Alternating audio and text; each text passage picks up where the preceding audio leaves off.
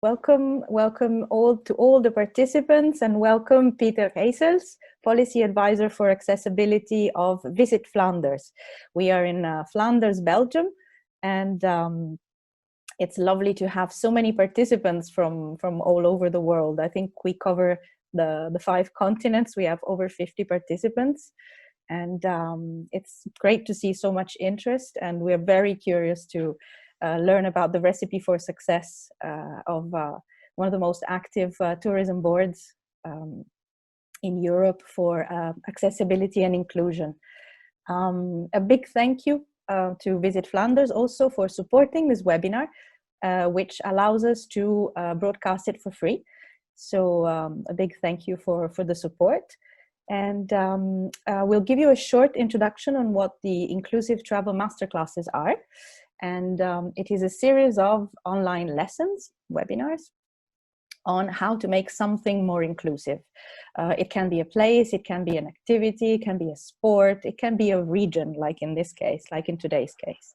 And I'm very much looking forward to learning all about how Visit Flanders has managed to put together in a really effective and functional balance the private and the public sector to create a truly inclusive region.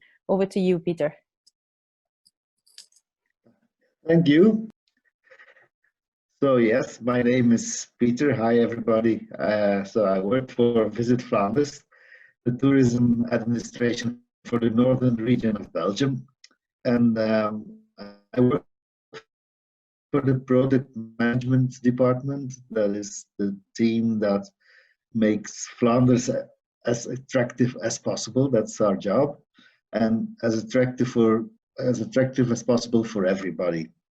Accessible tourism is not really new to our organization, because it started well, let's say 20 years ago already. And well, trust me, we still have a lot to do. So I promised to tell you a bit more about what we have been doing, but I really hope that we can later on discuss what other people here have as experiences, and that we can inspire each other. But okay, I thought maybe I can tell you that what we are doing now is quite similar to making a stew. Cooking a stew, so that means if you are not hungry yet, you will be soon, but you will see the similarities, I hope. The first thing that we need is a chef. Wait, that's not a Belgian chef. This is a Belgian chef. Okay. A chef is somebody who will champion the project. Somebody who gives you the better chance to succeed, because it's somebody up high who openly supports you. Now, in Flanders, we have been very lucky on this, because we have had, in 20 years, we had the successive CEOs and ministers of tourism supporting us as much as possible, and that gave us a lot of street credibility from the start. Now, while we're at it, let me also introduce you to our kitchen staff. Those are the people who are working on accessibility and family-friendly tourism. Second thing we need is a cooking pot. A pot is the place where the cooking happens. So it defines where you're focusing your attention, where you're bundling the forces, and it is a way to define your territory well. So here's our big cooking pot.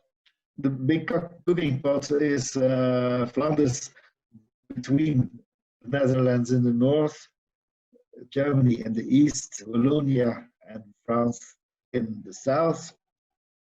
And in the very west of the region is where the Flanders Fields area is situated. Flanders Fields is the name that is given in the English-speaking world, world to the former battlefields of the First World War. This is the first region that before we were mostly working on points of interest all over the region, and that helped us to have a head start on several places. But it was only when we started to focus on one specific region that our work really became visible.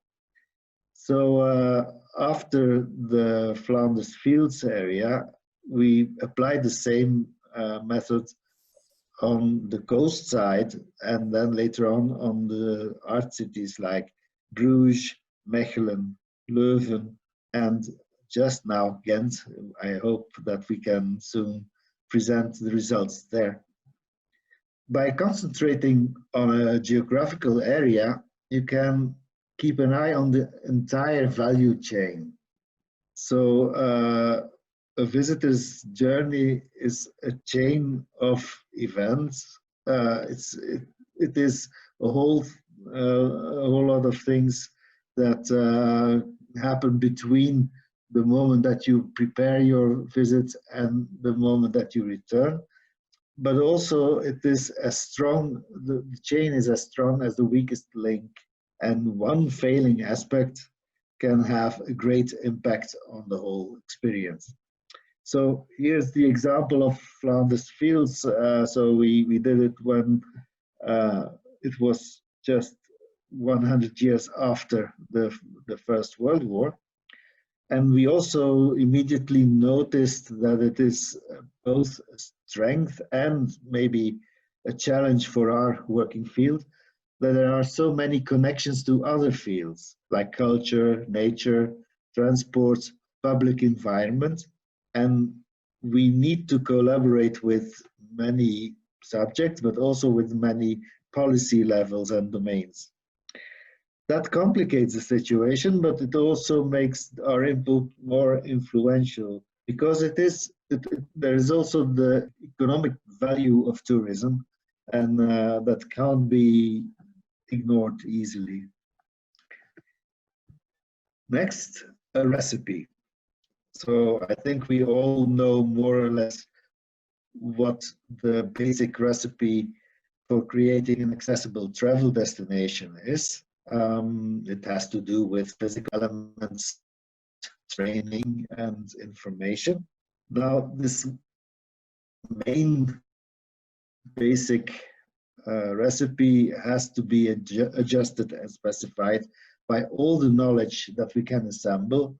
So by studies, surveys, and last but not least, the advice of our target audience.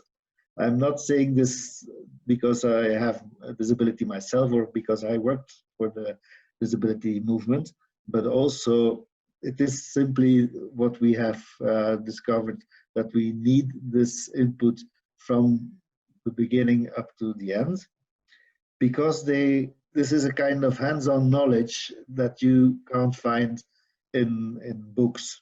And it's also, at the end, a pool of loyal ambassadors. When we make surveys in Flanders, we try to look at both the supply and the demand side. And one way to do it, and I think a budget-friendly way to do this, is to add one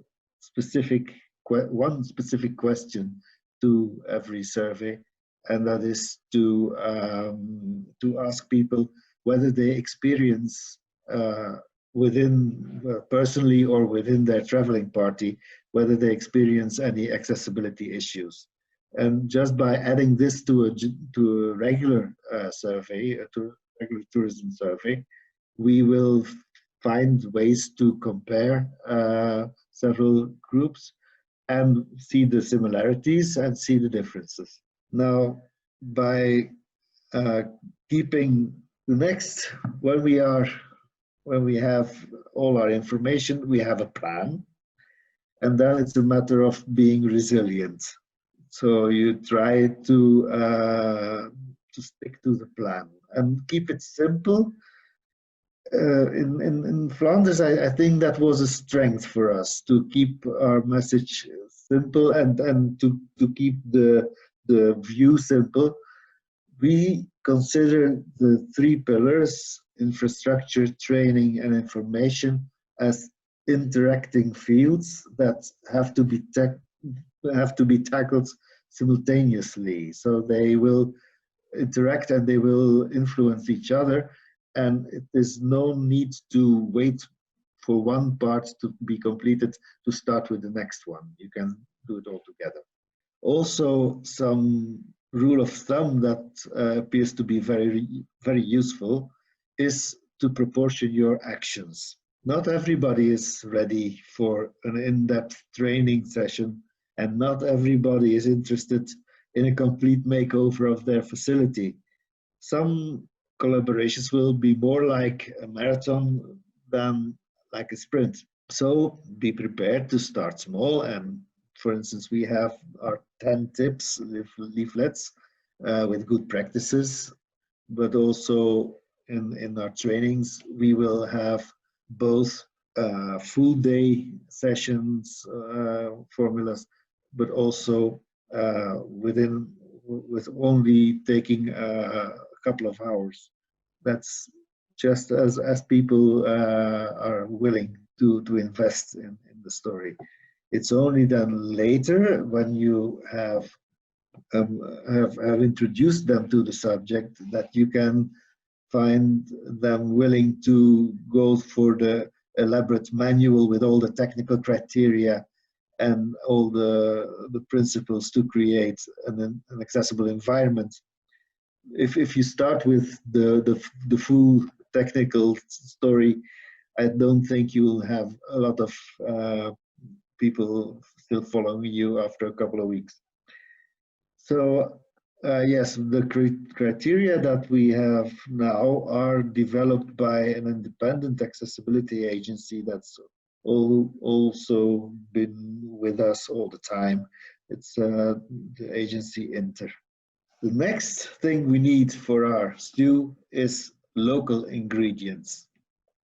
You can't cook a tasty stew without fresh, high-quality ingredients. So you focus on the best products that you can find in your region or country, because it will make it your paella, your curry, your pot of eintopf or water. So something unique. The accessible tourism team of Visit Flanders is, as I said, deeply embedded in the product management department. So we can, well, we are collaborating all the time with the people who are following the product lines like gastronomy, cultural heritage, cycling, art, and so on. This allows us to keep in touch with what's happening in the field. And of course, this is, I realize this is not always possible for everybody, but in those cases, I would say when we started, we were already happy with one informant in a strategic place, because that one informant can already keep you up to date about what's happening in the market. Tools and stuff. Yeah, well, the tools for destination management are a bit different to our average kitchen equipment. So now we think of co-funding, expertise and coaching, marketing and promotion, whatever you have at your disposal. One powerful tool, of course, is money. Visit Flanders can make grants and participate in public-private funding, and for a while it has been an important part of what we used, because it is a way to impose accessibility standards. So, as I said, we started with giving quite substantial grants. It was a way to kickstart the mechanism. Nowadays, it mostly works without funding, although we still have some financial support for specific investments, like medical equipment and holiday accommodations with care. But the most of the budget that we have connected with accessibility is simply part of a regular project or event, because it has become a basic part of the whole plan. Only after all is done, and provided that everything is accessible as promised, then we will pay the full amount. There are, of course, also other tools like technical advice from specialized architects. There's also a very powerful way of working, the learning networks, where you can bring entrepreneurs together to learn from their peers. Promotion is very important, I think. We have an accessibility label and also other means of promotion that are very highly valued by the sector, because the label is not so easy to get. There is a commission representing the hospitality sector and the disability movement, and it's always based on an independent audit on site, and the criteria, as I said already, are quite strict. So that makes it really worth something, and so that's why our sector likes to obtain this label. Then we're almost there. Keep stirring, and don't forget the final ingredient, time. Because I wish I could say that you could simply sit back and relax now, but no, this is a stew. It's not a souffle. So you have to stir it up steadily to spread the heat and allow the ingredients to interact. Some will need more time and others will only take a moment. So that's why I would suggest that you can start with the harder items. That's true for stews and for accessible destinations. Later on, you can add the softer bits. When everything is then up to heat, then you have to take time to let it settle, to soak up flavors, to find harmony. An example of starting with harder items that we have experienced in Flanders is our initial focus on holiday accommodation. I think we can agree that the hotel branch is not always the easiest public to convince, but once you have their attention, many are likely to follow. And a similar strategy that we use now is to start with the art cities, because their historical characteristics make it less obvious to tackle accessibility issues. But when we succeed here, then you will see that it has a great impact on the surrounding areas of those cities. We have the sampling session. So when all the aromas are already spreading around and everybody is already waiting, you can ask some trusted connoisseurs to try out what you have created and to help you with the fine-tuning. So there may be some lost spices, and then you can go public. In our branch, again, you need the disability movement because they benchmark your work. This is the kind of expertise because they can they view not only what you have done, but also how you present it and how you communicate about it. Yeah, information is crucial. It has to be reliable, sufficiently detailed, and clear to understand, and available everywhere. We have chosen for two-way communication or two-channel communication. We use both dedicated disability-oriented means and regular mainstream channels to provide accessibility information. Among the dedicated publications are thematic brochures, and some are about the art cities and other touristic areas. And we use all kinds of indications, like the label, of course, and specific icons, but also the thumbs up, thumbs down system, color codes, and we combine it with more detailed descriptions.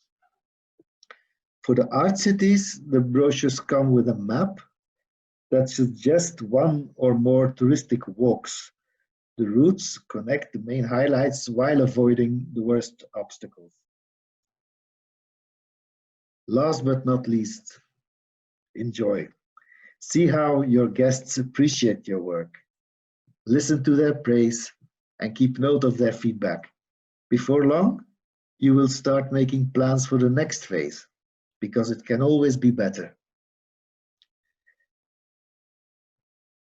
Now, maybe I should look back and see what things we have learned along the way, and to add to our recipe so far.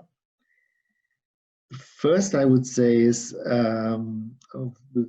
it's about quality, it's about experience, and also it's about keeping your ingredients fresh. It's about quality of tourism, while making a place suitable to people with certain accessibility needs. You are at the same time making it better for the majority of the visitors. This is why, in my point of view, it is really the job for a DMO, for a destination management organization. And I must say, in our case, we are very happy, and I'm very grateful that it's actually the whole organization that is involved, and the entire policy is now aimed for inclusion. It's not just a matter of a dedicated team or an additional project. Also, the regions and cities that have already joined us in developing brochures and walking maps, they also have found that their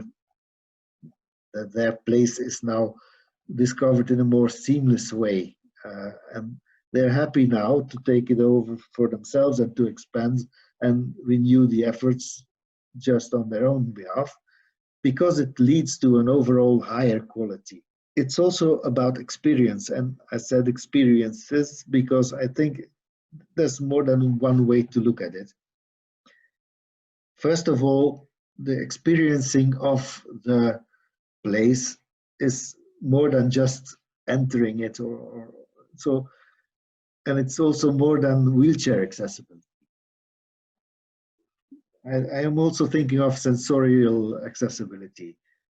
So you have to find ways to communicate over more than one channel, visual and auditive, or tactile, text, image, sign. And if possible, you should also look for tools to help people prepare for a trip. In Flanders, we have a startup that's called Tourism for Autism. They're already doing this in Flanders. They make kind of maps that allow people to already prepare for the impressions that they will encounter. Another way to look at this, the experience of a travel destination. Another way to look at the experience, I think many people, many tourist bodies are a bit hesitant to go out about to talk openly about their accessibility, because they always feel that they're not there yet. Clearly, we are not there yet either. But I don't think that it has to be perfect. In many ways, it has to be simply worth the effort. And some obstacles will, maybe I'm a bit controversial there, but I think that some obstacles will even enhance the experience, because you taste victory, you taste the gratification of overcoming difficulties, and you are rewarded with a great experience. Now, what we are looking for here to get rid of are those obstacles that hinder the full enjoyment.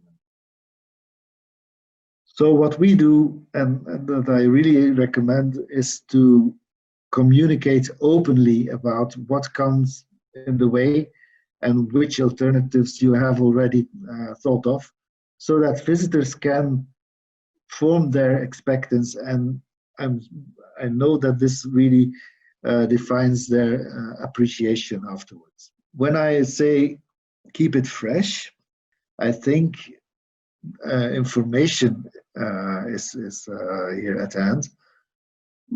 We already said that reliable information is key to attract visitors with accessibility needs, but you also have to be sure that that none of your ingredients gets over time. We all know when you are cooking and you have one bad element in it, it can spoil the whole dish.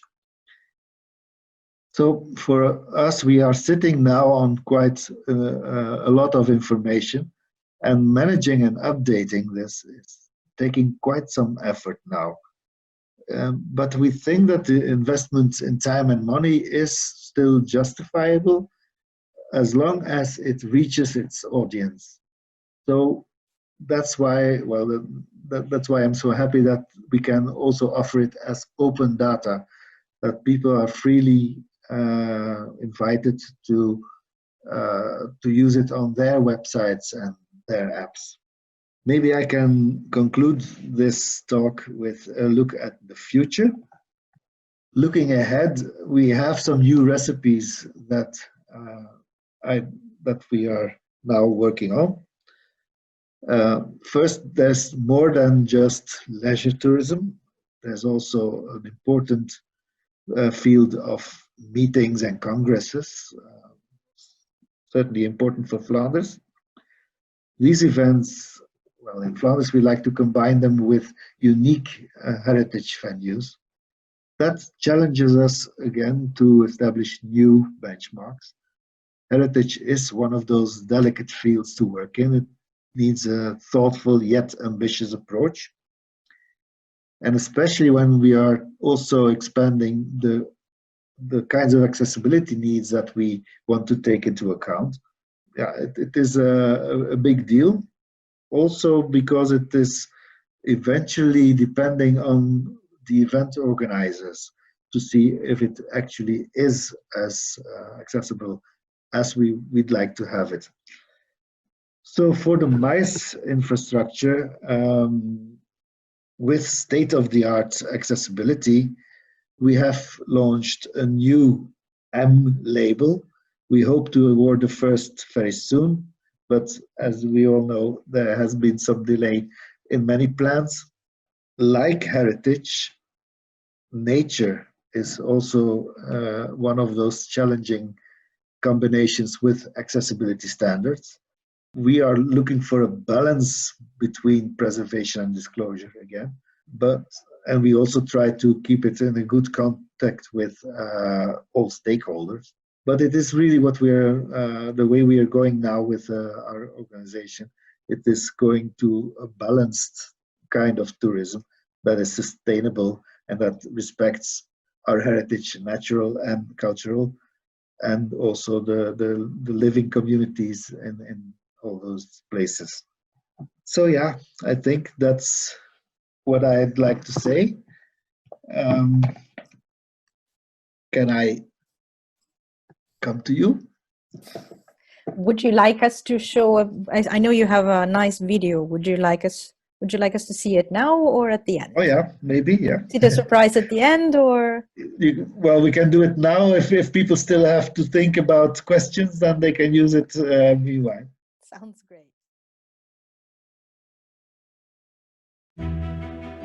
This is a commercial for Flanders. One with lovely shots of art, culture and nature. That's nice for those who can actually see them. but also a bit of a shame, as this commercial is about how everyone should feel welcome in Flanders. So you know what? While everyone else gets distracted by the breathtaking views, you and I can have a little chat, just the two of us. Because despite all the lovely imagery, Flanders is far from perfect. But that's okay. Our shortcomings make us work harder to do better.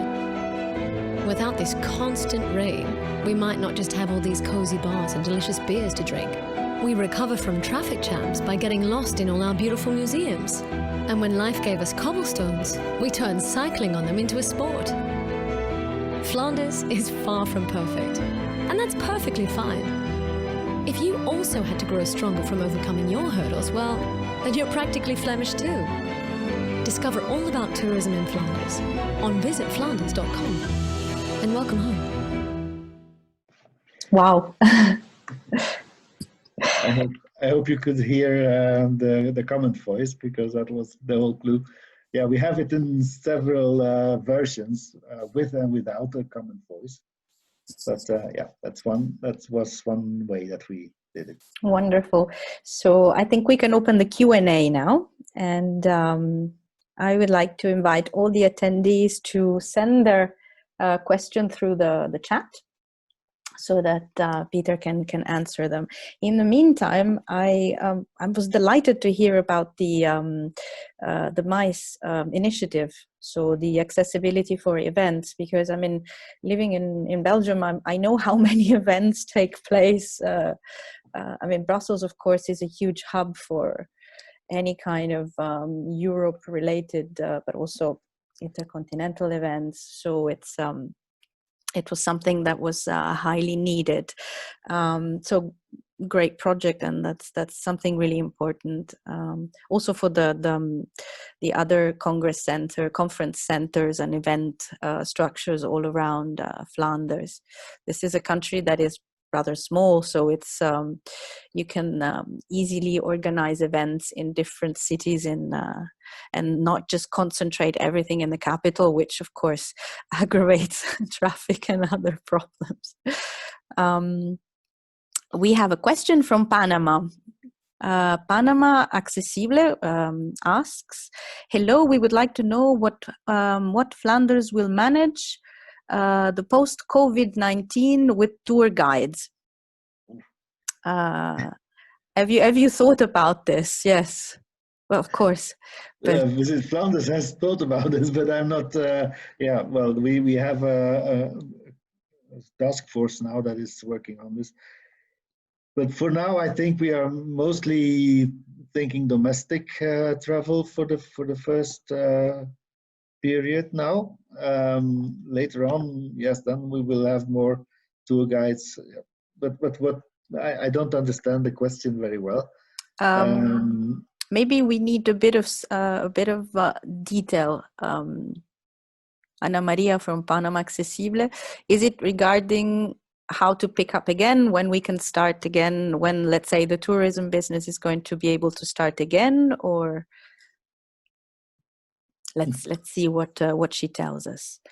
In the meantime, another issue that I was curious about was the training for the guides. The training for the guides. And my question is, how often, because you have so many different types of trainings, but this is really great, but sorry, not for the guides, for the whole sector. How many times a year, how many trainings do you organize a year? Quite a few. It's not very many, because they are quite costly, to be honest. And there are, as I said, several formulas. But it is, I would say around 10 per year. But it really depends on the number, well, on those hotels or museums that are inviting us now. We used to do it really, well, let's say 5 times a year for open registration. But now we are mostly hosted by museums or other entities that that want to work on it. And maybe I should also tell you a bit about how we do this.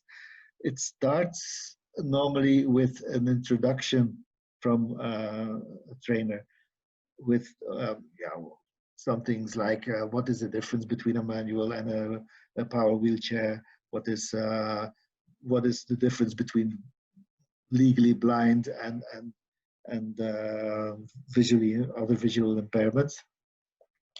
And this is a way to get introduced. And then at lunchtime, the group is joined by trainers with disabilities, with several disabilities.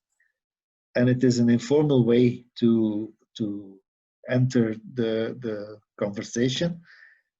And after that, they are in small groups, and everybody is invited to, well, it's a free space, it's a safe space, and everybody can ask whatever they want. They don't have to worry about the sensitivity of some questions. They know that people are there as trainers and that they are willing to think along with them. And that is very often for many of the participants the real change for them. Okay. Well, sounds great. We have the specification of the question from Ana Maria in Panama. No, what she meant is there a protocol for the guides, for the tour guides for after COVID in terms of health, safety? Is there something that has been already defined? I'll have to look that up. Okay, but then we can send answers afterwards as well. This is also a good occasion to get I think new questions.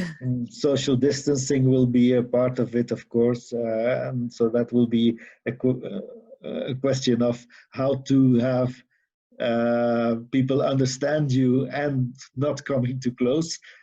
That's one of the things, I think.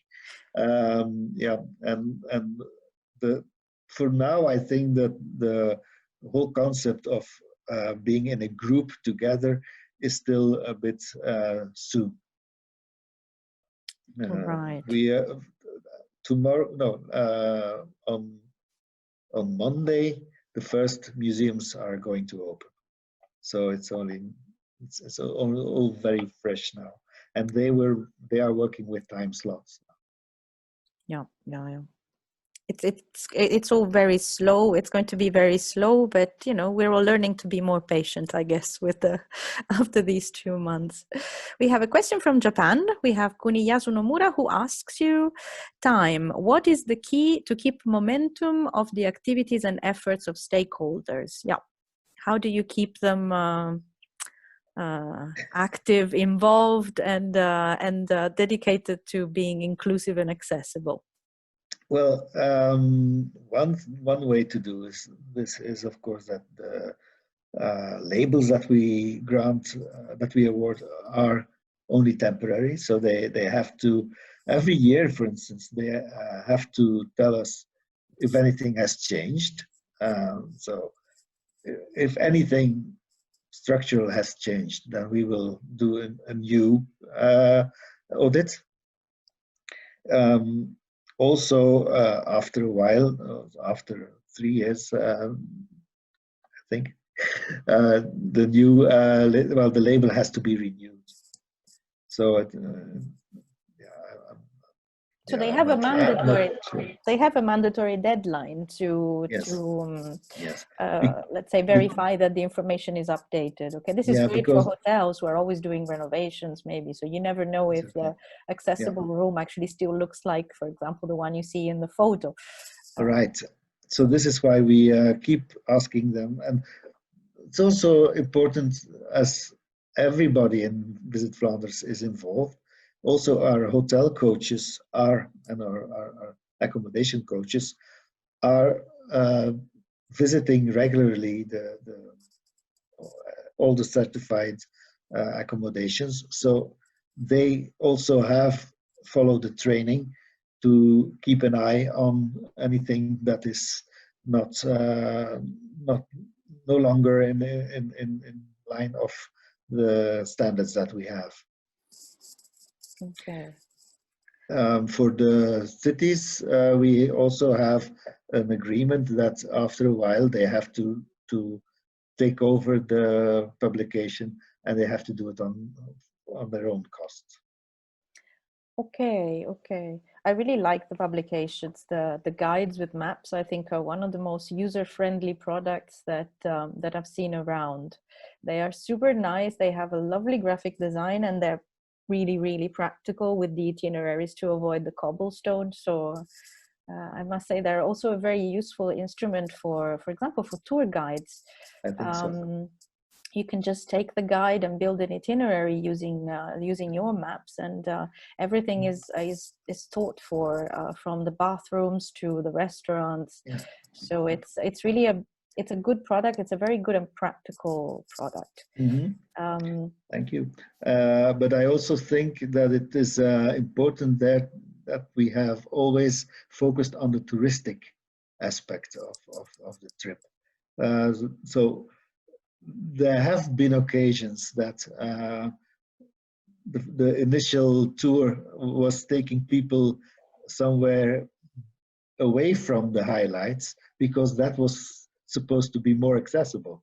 But no, we are looking for the real touristic highlights, and that's where we want people to enjoy what everybody enjoys. Okay, we have more questions coming. So we have Ryan Smith who asks you, what is the best way to get buy-in from DMOs and higher level supporters? Economic value, ethical imperative, legislation, something else? I think I think it is always important that people see their benefit. So yes, that's important. If it's only to do good, it will work, but not long, in my opinion. If people see their benefits, and for instance, also the hotel and the holiday accommodations, they have already confirmed that the investments in accessibility do pay off, and that's important. Some will say, no, it doesn't pay off for us because we have invested a lot, but we did it willingly because we think it is, and that's mostly then those that are connected to some healthcare organization. They will say, okay, we just see it as our mission to go beyond what we see as rentable. But okay, for now, I can say that the commercial sector sees the benefit. Yeah.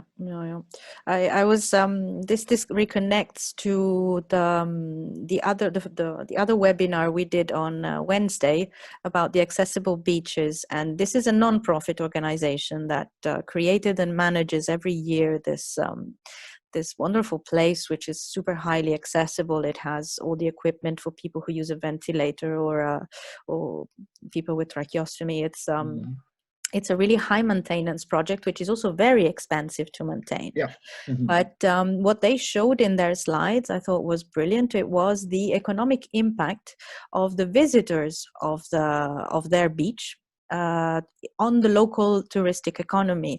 And I remember roughly their costs were 130,000 euros a year, but this was for last year because they had to redo all the passerelle, all the pathways, which are one of the most expensive parts, so that normally they have a slightly lower cost, but they showed that they've had 500,000 euros of economic impact in, counting all the visitors, all their families, all the relatives, and the money that they spend while they are on holiday there. So it's I think it's always really important to highlight that, and they did it in their small example, I think in a very effective way, and the impact was really very, very good.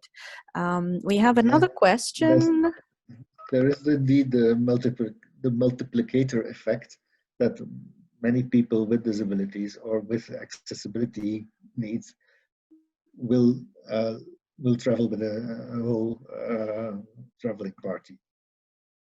Yeah, that's also Ryan has another question. He asks also, you mentioned the idea of leaving some slight impediments, minor barriers in place.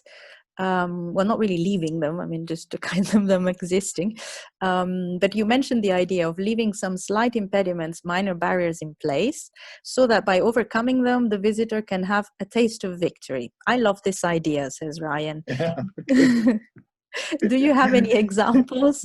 Is there a way to make this not clash with the laws around access? Well, we don't add any obstacles as far as I can say, but we do. Well, we accept some things. Well, one of the typical things in Flanders is also renowned among cycling fans as a place where they have awful cobblestones for cycling. But that's what, yeah, that's what makes the experience for the aficionados. So you can't just pave everything. You can't make everything smooth, because then people will not will not find it real anymore. On the other hand, of course, you have to make sure that it is also as much as possible something to enjoy by everybody. So yeah, we also try to find alternatives. For instance, in a hotel, in a historic city like my hometown Leuven, we we encountered quite some steep hills, which made it not obvious for everybody to follow every route that we had provided. With a power wheelchair like mine, I have a mobility scooter that went all right, but I can imagine that with a manual wheelchair you'll have some difficulties. But then we add an alternative where you can reach the place in another way, by a bypass or something. So we have another question from Nikos Stavropoulos. Hello from Greece. Hi. Thank you for sharing your knowledge and experience. I would like to ask whether the most difficult thing was to make changes, especially in a rather old territory. Writing from Greece, I guess that you know about this, or persuading people to proceed with the necessary changes. Thank you. So it's more like, yeah, the most difficult thing was to make changes for the ancient structures and buildings, or more persuading the people? I think the people are most of the time convinced. We can convince people of as soon as the choice is made that they want to open up to the broader public, then it is not a big step to say, okay, but then we want it for everybody. That's that's a reasonable point, I think. But then comes for instance, the authorities that are taking care of the protected monuments and protected sites. They will sometimes argue that it is not authentic anymore if we add this or that aspect. It makes it a long way sometimes, but we have come a long way already. Just to give you one example, when I started, I remember that one heritage protection administration was forbidding the city to paint a dedicated parking spot in the street next to a protected building, because the blue of the parking lot would not be authentic to the age of the building. We have come a long way since. So nowadays, I must say, a lot of things are possible that I never would have expected. So for instance, we are now seeing an abbey that for instance, the cathedral in Ghent is getting its own extra appendix, or how do you say it, an extra building that contains a lift so that you can reach every level of the cathedral. It is this kind of, at the same time, forward-going style, and at the same time also trying to include it in the building. That really makes things possible that we never would have expected. Yeah, I think I come from Italy, so I know the problem, and but in Italy there were quite strict laws on accessibility of buildings. Then there are other problems afterwards, but like maintenance. But in terms of making projects for accessibility, I've seen some really surprising elevators in heritage protected buildings, but that were wonderfully integrated in the end, or visibly different, as a choice. So all this the mentality of protecting heritage, rather than thinking about the people who are going to be able to enjoy it, fortunately is changing. Kerstin Baise from Indonesia, Accessible Indonesia. Nikos thanks you. And Kerstin is asking, is Visit Flanders unique? Well, I would say in a way, yes. Or has all Europe tourist boards like this? What is unique in Flanders is that Visit Flanders. What is unique for Visit Flanders is that we both do promotion and development, and that is, I think, a very strong combination, because you can promote what you have developed and develop what you want to promote. This is a real strength, I believe. There are more and more. Of course, we were not the first to begin with. I think Visit England and Visit Britain were already there, and Catalonia was already there, and there were a lot of more local initiatives going on already.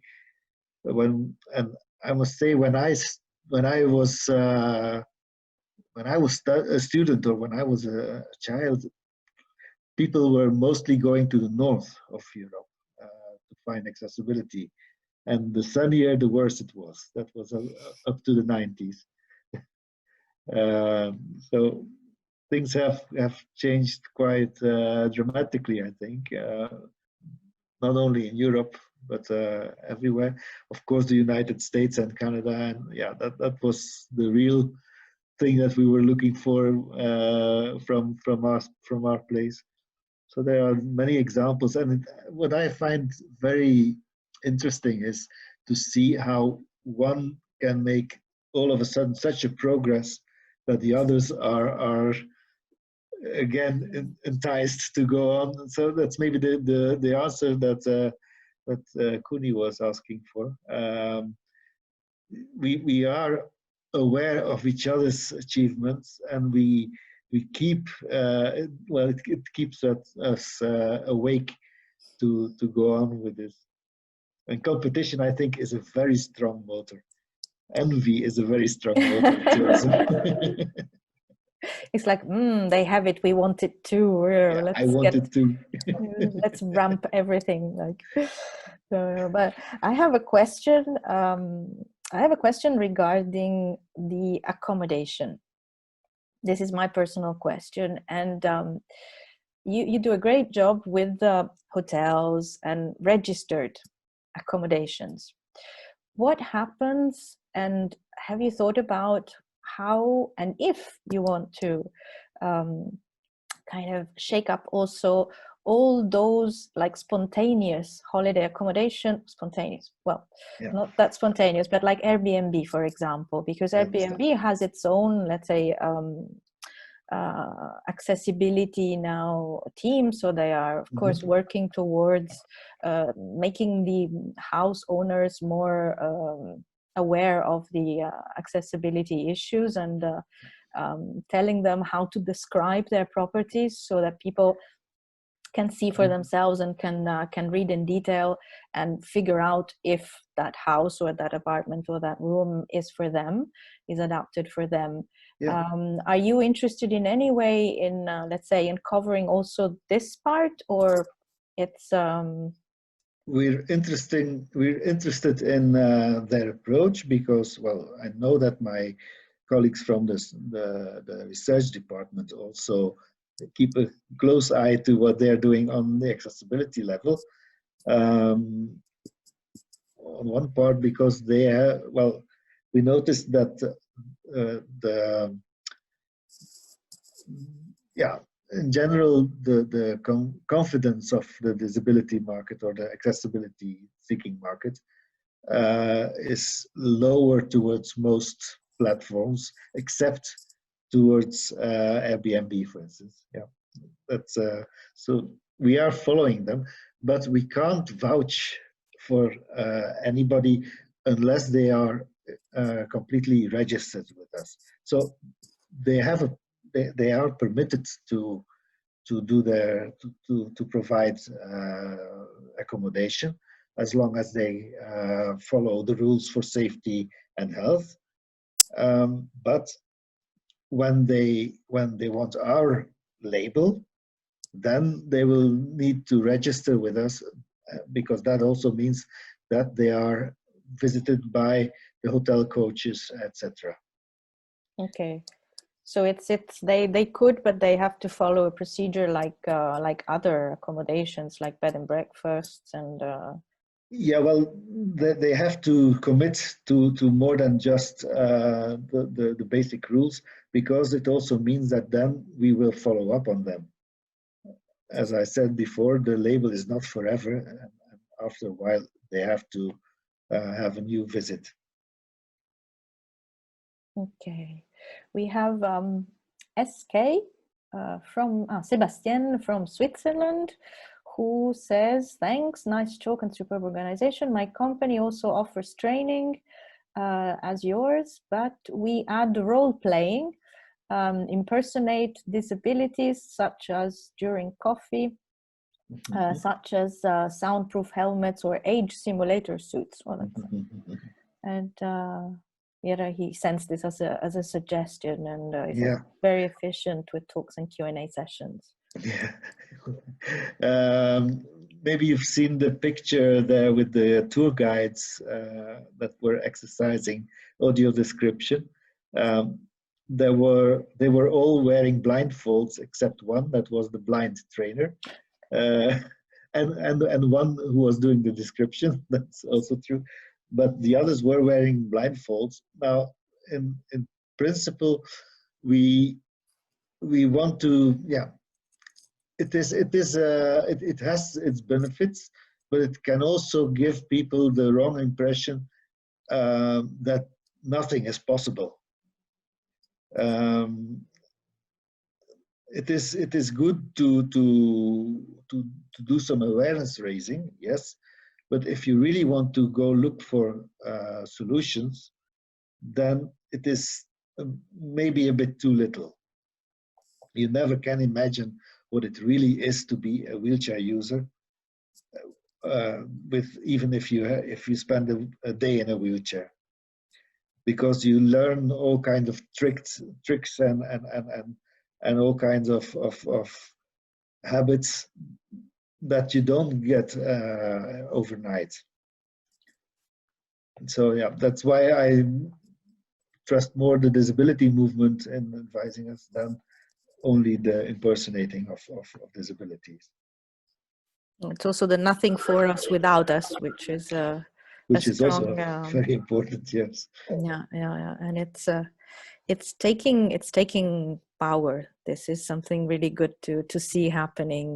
Nothing for us without us. It's really a strong movement, and yeah, I agree. And but it also is a very powerful community that makes our work credible to the whole community. so I think if there are more questions, yes, there is another one from Kuniyasu from Japan. It's regarding the mice.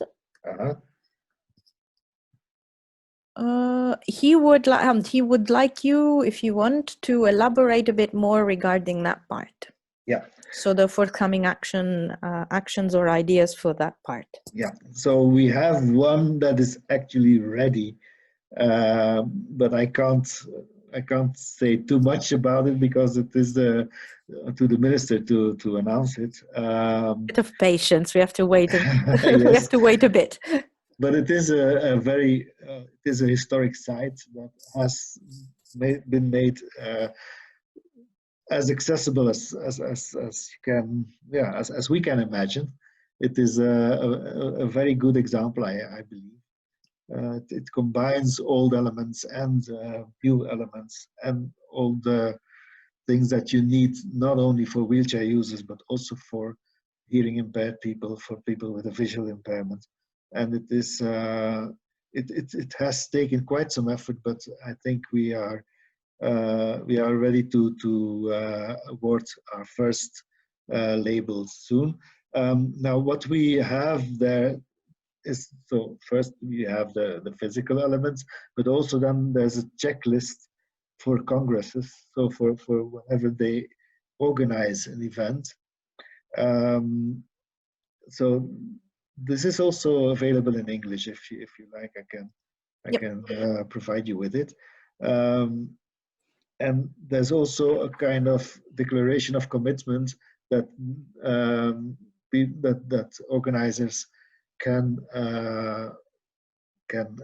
use to show that yes, they are going to use the environment to the best of its possibilities.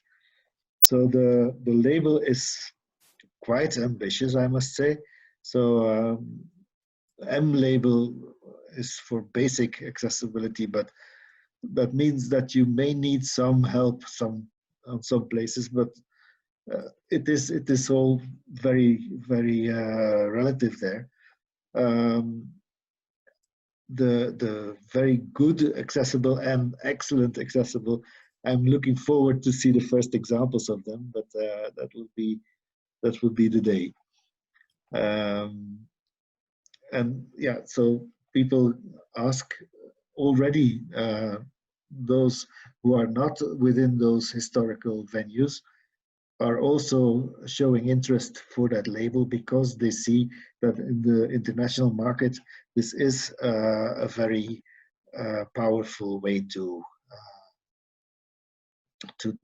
come out, and because people with all kinds of accessibility questions are also participating in all these events.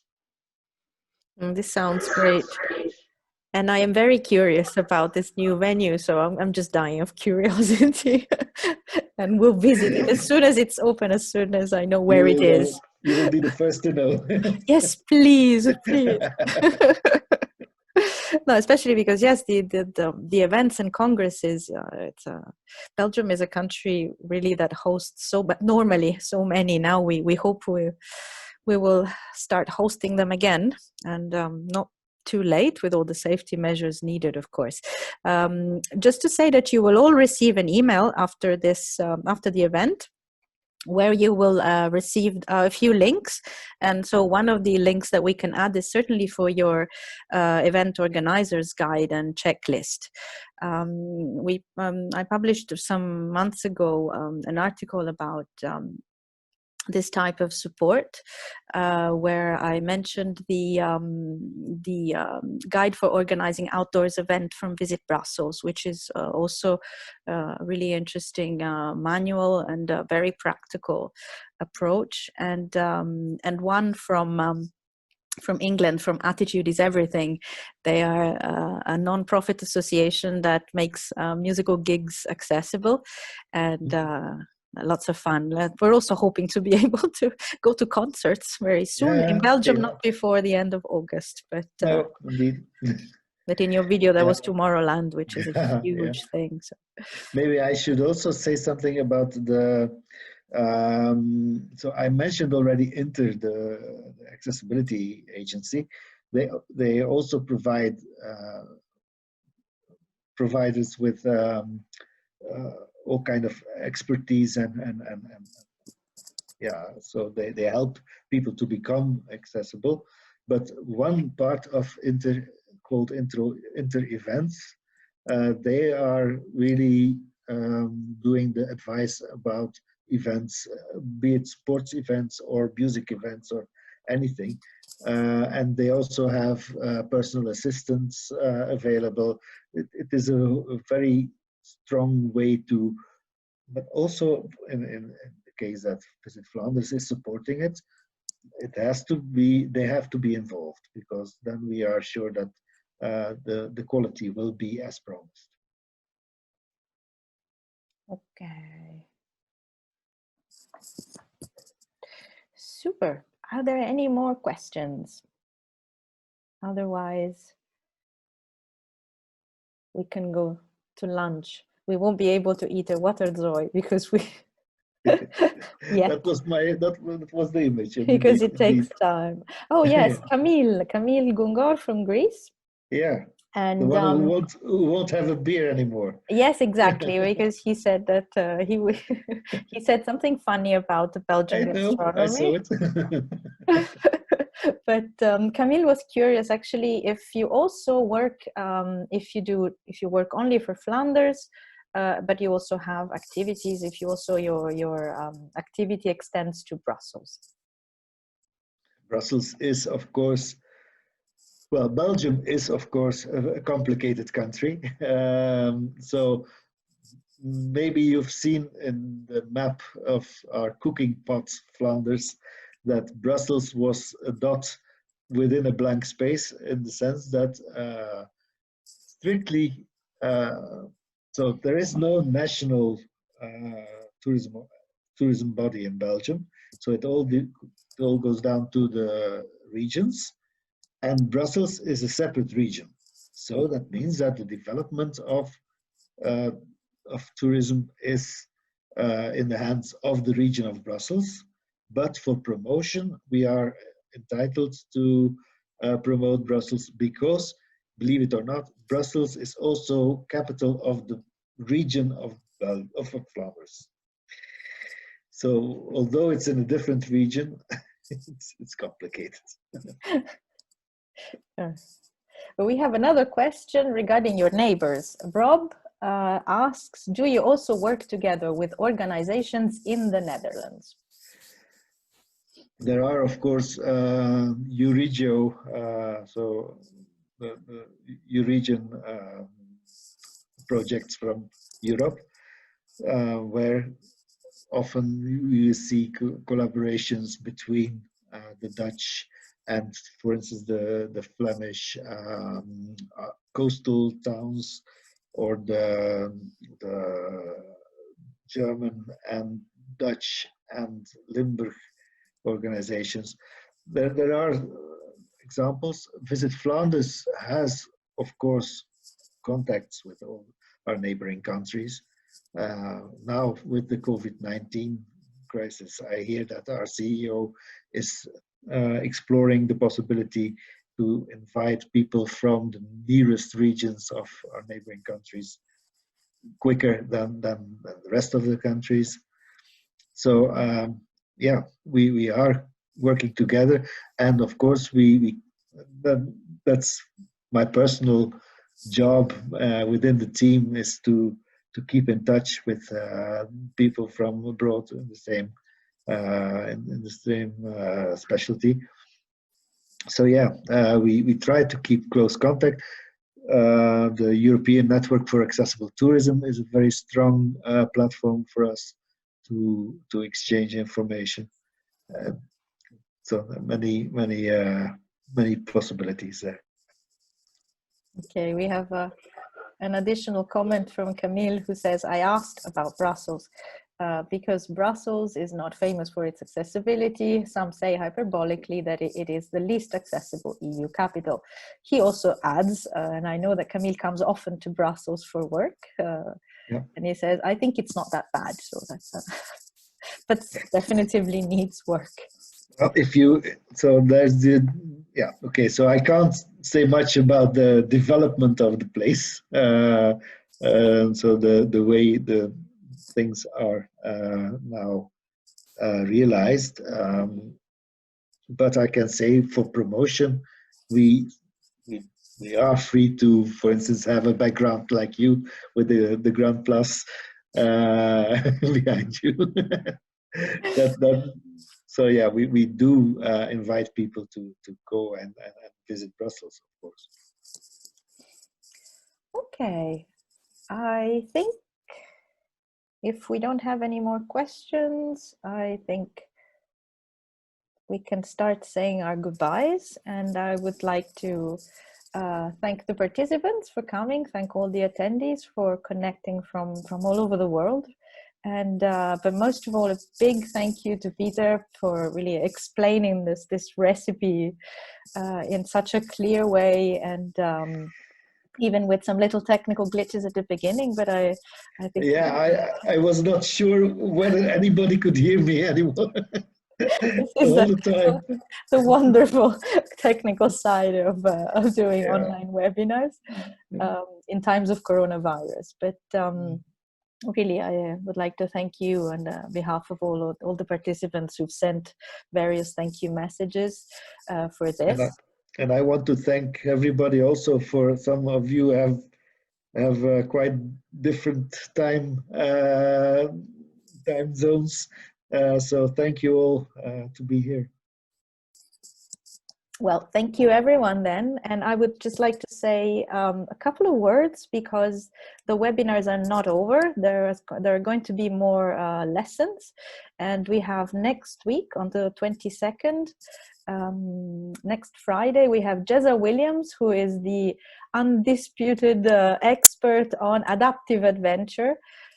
He is a C5 tetraplegic who not only does paragliding and all kinds of other crazy adventure sports, but he also teaches companies how to include visitors, customers who have a disability, who have a mobility impairment in their crazy outdoors, wild, extreme sports adventures. So you can register also for next Friday, and the following week we have more cultural tone. We have Rebecca McGuinness, who is the accessibility guru of the Metropolitan Museum in New York, and she will be giving a lesson on how they handle inclusion at the Metropolitan with some really innovative practices that they've been experimenting for the best of, I think, 30 years now. So it's a great experience to share. And then we have one lesson on adaptive ski, and upcoming, almost ready to add to the program, something about surf. So yeah, we got quite some action going, and some really great speakers.